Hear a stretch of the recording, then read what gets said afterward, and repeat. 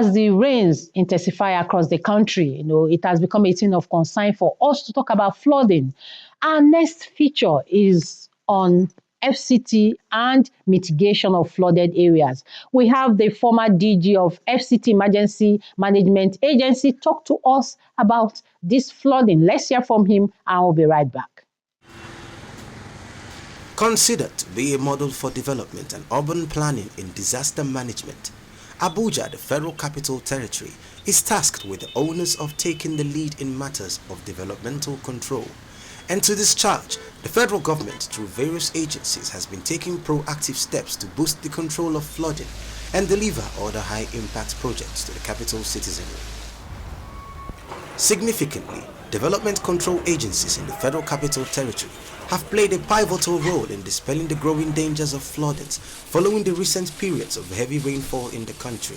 The federal government has set up two relevant agencies that are responsible for forecasting and researching and coming up with the early warnings. And these are the Nigerian Meteorological Agency as well as the Nigerian Hydrological Services Agency. All responders, the state emergency management agencies, the local emergency management committee, the national emergency management agency should have done their own assessment of the risk prior to the rainfall. If it is flood, then you now map up your own strategies on how you are going to handle the situation in case it comes. And by the time these two agencies release their own prediction, then you can now compare with your own study and then see where you had already identified the risk areas, the hazard areas, and then so you now start marking those areas. You could see that in the city, we have to inconvenience so many residents, whereby you know that this is a motorable way, but when you come, you see it's blocked. We have to do that. It is better you have that inconvenience than to lose your life. Yeah. So, and then we have also identified the flood plains and dangerous spots. And we have also alerted the resident that this area is dangerous. When you see water, don't drive through, don't walk on the water, on the running water. We have done that. And apart from that, we have increased our surveillance in the city and beyond. And when it is raining, you see our men, as well as our own volunteers going around the spots, those naughty areas, trying to assess how it is. And then if it is becoming dangerous, they have to station themselves for rescue. It is only in Abuja that we have engaged our communities, because disaster management, as the saying goes, is everybody's business. And the mostly affected people are the people at the rural levels, and then women, children, people with disability. And all this, we have our own volunteers among them. And we brought these volunteers into our own real operations. We have trained them. We have given them, especially the local divers, whom we believe that they are the first responders in their own communities.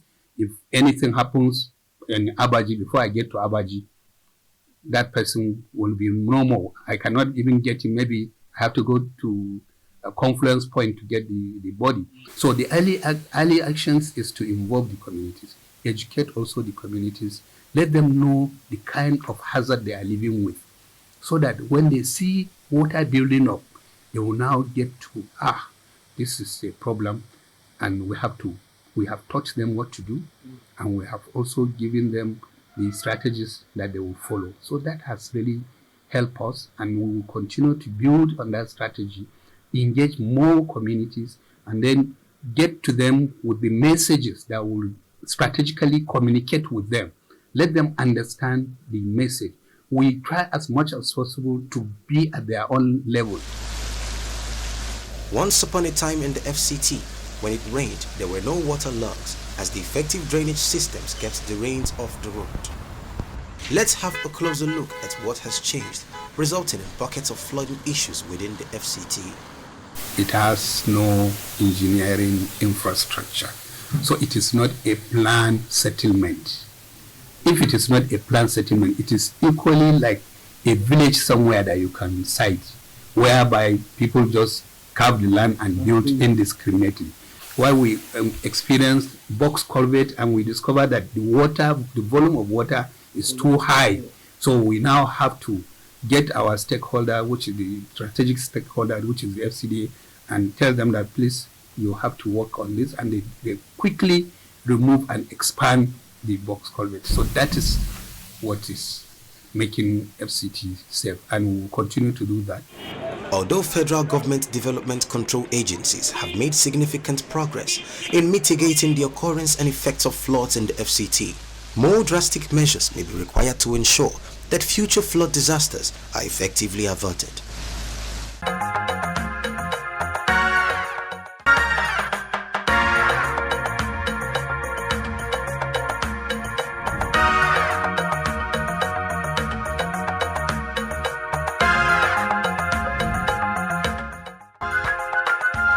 Joining us this morning in the studio to discuss what NEMA is doing in the Federal Capital Territory to protect lives and property is Mr. Zachary Abubakar. He is the head of operations, NEMA Abuja. Please join me as I welcome him. Good morning. Good morning, Cynthia. Good morning, fellow viewers. Thank you for having me this morning. And thank you so much for coming. You're welcome. Okay, we're talking about NEMA's preparedness for 2025. Now let's go straight. Based on the recent predictions by NIMET and NISA, about the flood. So what is NEMA doing? What is NEMA doing? Thank you very much, Cynthia. NEMA, National Emergency Management Agency, is an agency of the Federal Republic of Nigeria, saddled with the responsibility of managing disaster in every ramification.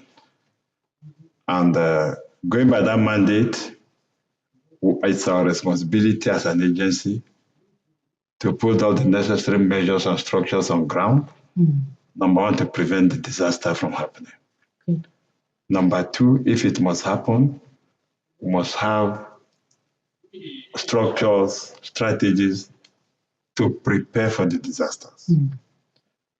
It's also our responsibility to respond if disaster occurs by way of coordinating every effort from sister agencies, stakeholders to respond to that particular disaster.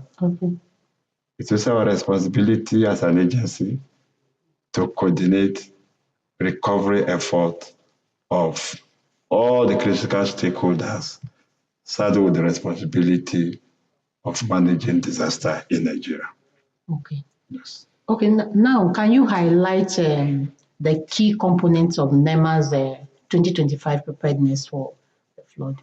Yeah, as soon as this year's prediction was released by NIMET, Nigeria Meteorological Agency, and NISA, we, as quickly as possible, organize a stakeholder engagement where all the relevant stakeholders that have roles to play in disaster management were brought together to, number one, discuss on the implication of this prediction. Because based on this prediction, more than over 1,200 something communities in about 176 local government areas in 33 states, including FCT, are at very high risk of flooding. We have others that are having moderate risk of flooding. Those ones constitute about more than 2,000 communities in about over 200 and something local government areas in 31 local government areas, including FCT. So based on that prediction, it became very, very important that we all call our stakeholders together to see, number one, how we can brainstorm on the implications of these predictions. The predictions have been released. Do we just go ahead and sit down, fold our arms, and not doing anything? No. NEMA as an agency felt it was very wise for us to invite all our critical stakeholders together, brainstorm and look at the implication of this prediction, and put necessary measures together, strengthen them to see how, number one, we can even prevent this flooding from occurring, and areas, communities, local government where preventing it becomes very inevitable. We have to have strategies in place in collaboration with the critical stakeholders to see how we can even mitigate the impact of this flooding. And if it eventually occurs, what do we have on ground?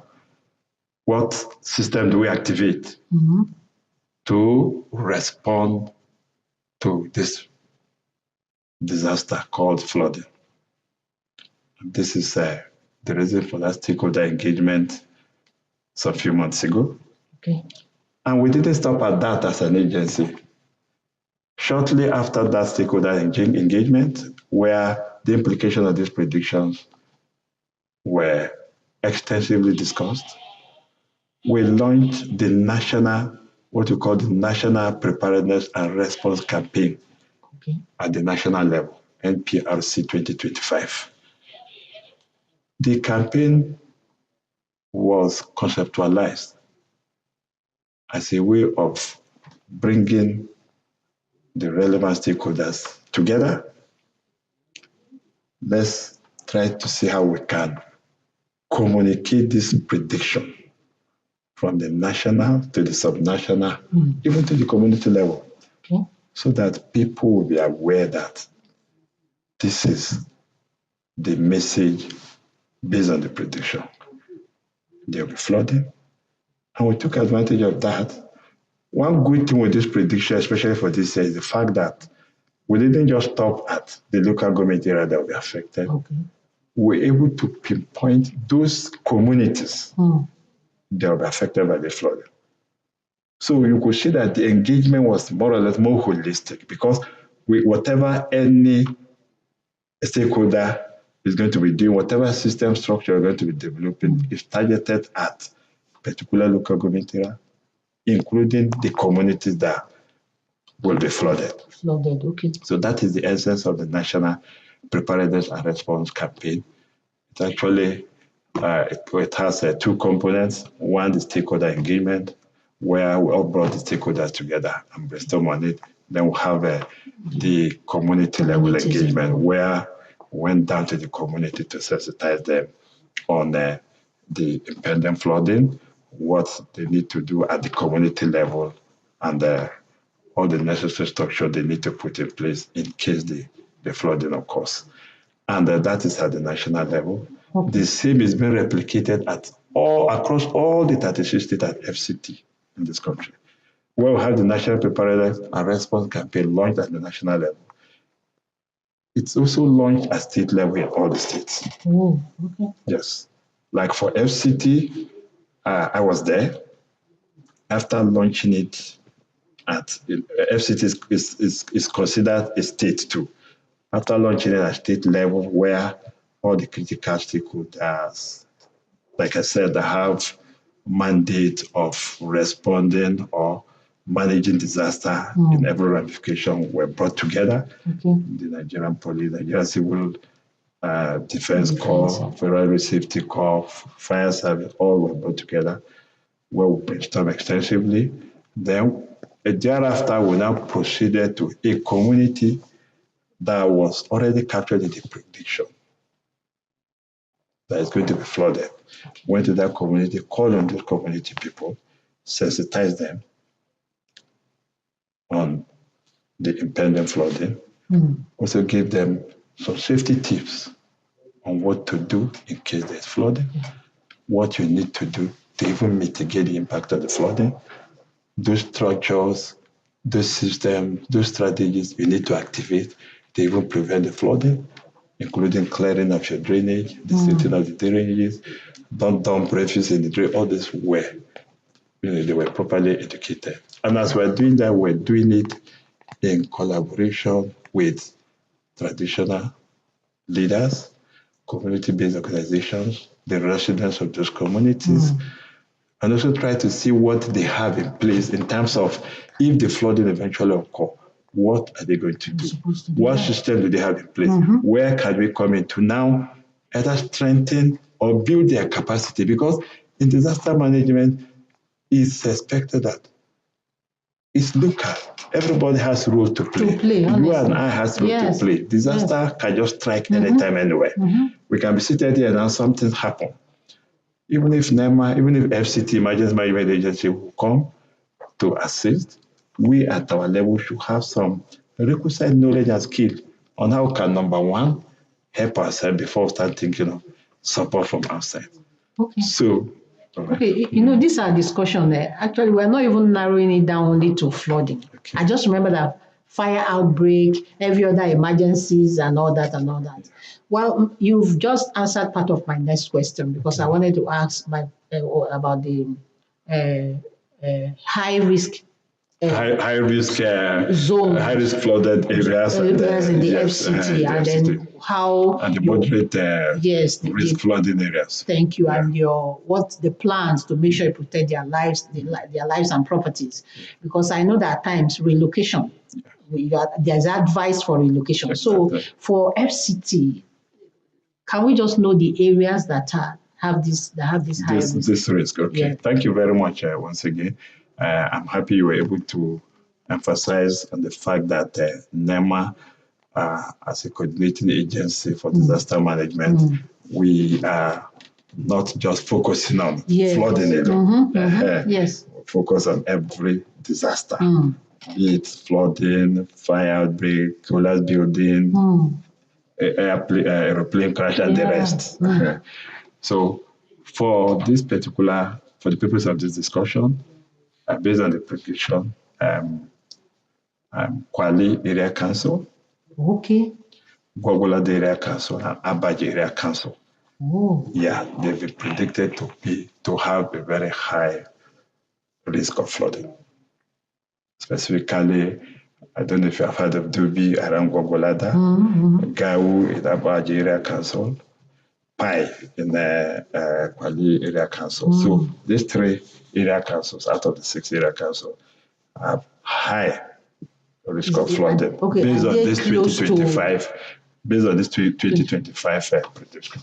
Are they close to the river or close to? Yeah, some of these villages we called are actually very close on the the stream part and the river part. Like if you look at Wokolada, there's a river that transcends across this Lokoja Abuja Expressway. So those communities that live along the banks of that river, are prone to flooding. Okay, same for Abuja and some other areas. Okay, so what sensitization have you done? Like I said. Is there any advice for relocation or why they are there? Why we have, disaster management is actually at various levels. Number one, it's expected that at the local government level, we have what is called local emergency management committee. Okay. So that when disasters strike at local government level, it's expected that they should have this capacity to also contain that disaster. For example, what we just called the Gwagwalada Area Council. If any disaster, be it flooding or anyone, occurs in that local government, it's expected that Gwagwalada Area Council should have that capacity to respond at that level. And that's why they have local emergency management committee. They operate at local government level. Okay. So we have this committee that have the requisite skill and capacity to respond. But when they are overwhelmed, or when it overwhelms them, they now solicit, they solicit for support, assistance from the state level. This time around, we're talking of FCT, Emergency Management Agency. Yeah, we have replica of it in the state that we call State Emergency Management Agency. But in FCT here, we call their own FCT Emergency Management Agency, FEMA. So if they are overwhelmed at local government level, that is for FCT, it's called Area Council. At Area Council level, they solicit for help from FEMA, FCT Emergency Management Agency. if it also goes beyond their capacity to handle or to contain that disaster, that's when they now solicit for help or assistance from NEMA. Okay. Yeah, so if you look at even in the course of our sensitization, it is tailored in this structure. That was why I said we started from the national level, so that all the critical stakeholders at national level will be aware of this prediction and the implication of the prediction, so that they can begin at that level to put all the strategies in place to see how we can manage the flooding situation for 2025. When I came to the subnational level, where I told you that all the states in the country, including FCT, we had this sensitization done. Then we now proceeded to local government level, where the sensitization is done. And this sensitization we're talking about is an ongoing thing.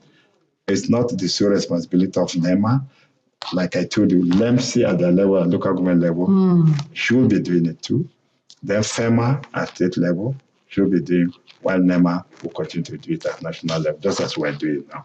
Okay. We have so many jingles. Okay, sorry. No. We'll continue, but when we are taking a break. Okay. When we come back, you tell us what the communities, their own responsibility, because you told us it's everybody's responsibility. Exactly. It's not just about NEMA, it's not just about FCT and even the local council. So all hands must be on deck. So let's take a short break and we'll come back and discuss that. Thank you very much. All right, we've been discussing NEMA's preparedness for 2025, and you've heard all that the head of operations has been saying to us, how they have been up and doing to make sure the flooding, apart from flooding, other emergencies will not just happen to the residents of the Federal Capital Territory. Please don't go anywhere. When we return, the conversation continues.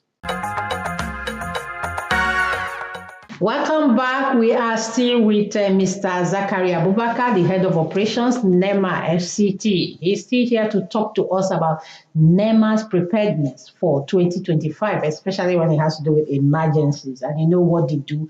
And they are, like from what he has been saying to us before, went on break, they've been doing a lot.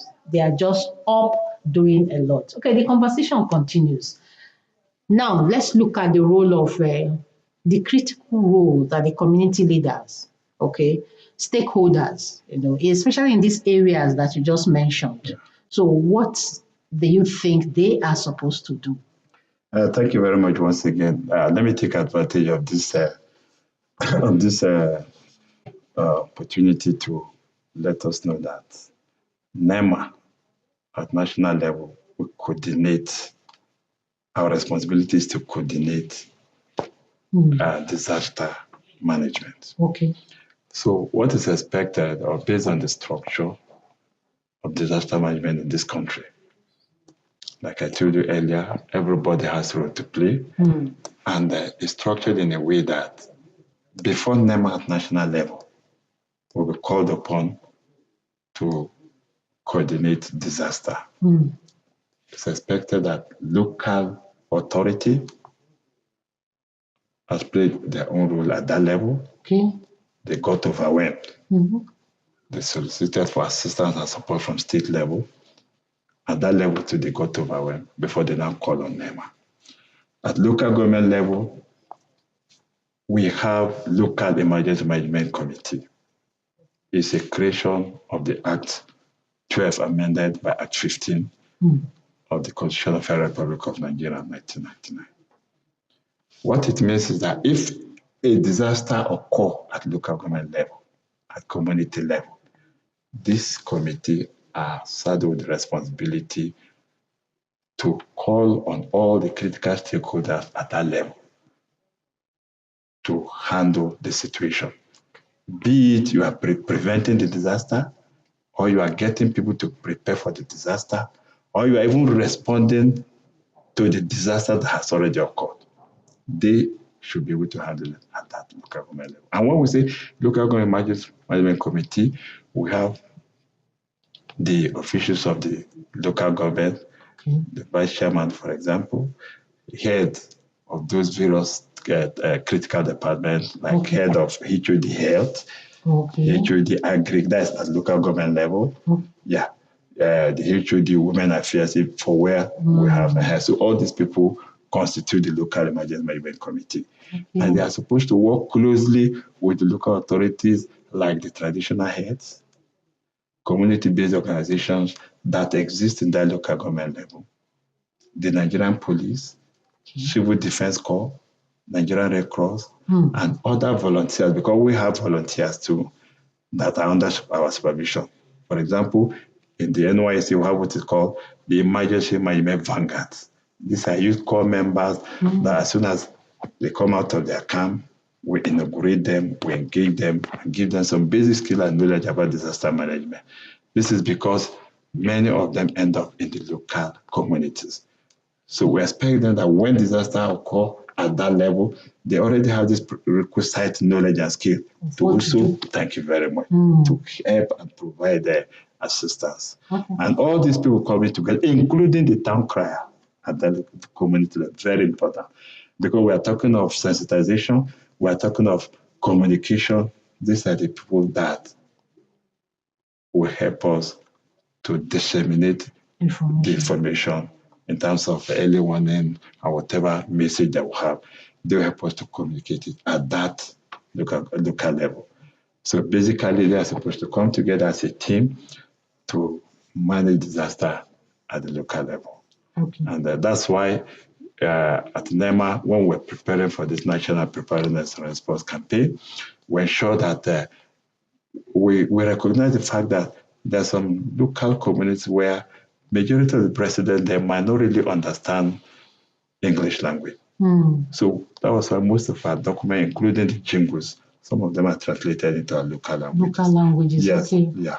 So, and it's expected to do that at state level. FEMA, for example, they can also go further to interpret some of or translate some of those documents again into a language you understand. Thank you to dialects. Maybe you're not talking of Igbira, Gwari, and other residents in FCT. So this is actually the strategy that we are adopting in terms of disaster communication. And like I said earlier, the town crier at that level, they have a very key role to play. And all the other stakeholders that operate at the local government level are expected to all come together to see how, but having said all this, if after putting in their best, they have mobilized all the resources they have, it's not good enough. They can quickly run to FEMA, that's for FCT. FEMA, that's FCT, Emergency Management Agency. If you get beyond them too, they call on NEMA. Yes. Okay, I know that recently you had some sensitizations, maybe just one or two sensitization programs that you've done in the FCT. Just tell us. Okay, like NEMA being an agency that, manage disaster, we are not just focused on flooding alone. Just last week, we had a sensitization on a tanker accident and fire. Okay. You will agree with me that this accident of a tanker has become so frequent. The last one that happened, I'm sure you still remember, was the one at the Tico Junction there, where so many lives were lost. So it became very imperative for us to sensitize Nigerians on the dangers of, number one, transporting this fuel by tankers and what the drivers need to do to prevent this accident from occurring. And if it does occur, where it occurs, what are the residents expected to do. Most importantly, we keep singing into the ears of every Nigerian that the idea, the culture of scooping of fuel from an accidented truck, please, which should be discouraged. Because from statistics available, most of the accident that has taken place, it becomes more devastated when, when people go scooping of fuel and it catches fire. And before you know it, more and more lives are involved. So many lives will be lost. So we try as much as possible to discourage. So these are some of the sensitizations that we have done recently on tanker, fire accident. And, yes. That's very thoughtful of NEMA because recently especially the way people run to the accident scene to scoop, well, it's very, very bad. And it's been terrible. Let me use the word terrible. All right, now, based on the prediction, I know that all hands must be on deck. Tell us what is expected of all of us, community leaders, citizens, everybody, what is expected of us, especially in terms of emergency? Okay. Thank you very much again for this opportunity. And we've all agreed, disaster management is everybody's business. It's everybody's business. Everybody, and it's disaster. It's local. It happens. It can occur anywhere, and that's why everybody should have this idea that it's not only the responsibility of NEMA. They should know that they have a role to play. And then most importantly, like on this issue of flooding that we're talking about, we're encouraging everybody to be on the lookout for early warning that is being communicated on various social media. Yeah, social media, the conventional media facilities, through the jingles and TV and the radio, so that if there is a sign that, or maybe there's a rise in water level in your community, maybe for communities that, especially those coastal communities that are close to riverine areas, they should begin to sensitize the local authority that this is what we are noticing, and so that they quickly too can begin to start activating whatever system they have in place to see how they can prevent. But for the residents of these communities, we are reaching out to them. And like I told you, it's an ongoing thing. They should clear their drainages so that water can pass. They should start building on waterways so that they will not interrupt or interfere with the normal flowing of the water and so many other things like that. So these are things that we are telling them and will continue to tell them. But if after all this, the flooding occurs, number one, we should, at that local level, the residents should try as much as possible to reach out to the nearest help, which is the local emergency management committee. From there, all the necessary structures up to the national level will be activated to see how we can quickly come to the aid of the residents of that community. Yeah. Okay, this is the beginning of a new month. Yeah. So we're still saying happy new month. Yeah. So in just one word, what would you say to the residents of the Federal Capital Territory? Listen, that's a round of this show. Okay. My co-residents of FCT is one of the states, let's call it a state, that has been predicted to witness flooding 2025. Kwali, Gwagwalada, and Abaji are predicted to be on a very high flood prone areas.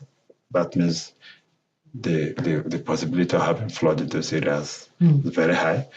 While we have the other three local area councils, Buari, Kuji, and Amak, to be on the moderate risk of flooding. Okay. So having known this, we're happy that the information is already in place. We should try as much as possible to see how we can prevent this.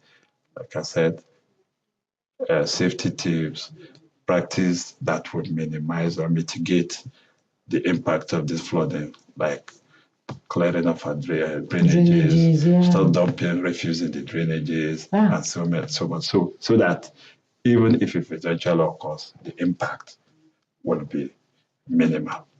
So that's the message for them. But most importantly, everybody should be prepared because we all have a role to play. Yeah. And as soon as we notice anything that, not just flooding alone, please, emergency. The local emergency management committee at local level should be, as a matter of urgency, be activated so that what needs to be done will be quickly done at that level. Yes. Thank you so much. Thank you.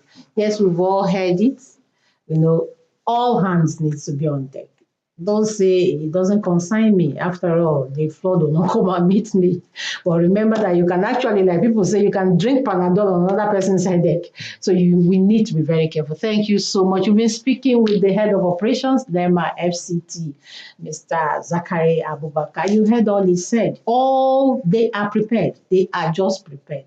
You will look at very thoughtful of them for them to go and sensitize tanker drivers because of what's just happening. Okay, so please make sure you dispose your waste properly. Make sure you clear your drainages. You heard what he said. And if you see any sign, if there's any sign that this your area is going to be flooded, there's going to be an emergency, their door is open. You can get to them. All right. Thank you so much. Okay, it's time now for us to relax, just to lighten our mood. We're taking this music. And remember that this is 2nd of July, and it's a new month, okay, new beginning. And we are saying thank you.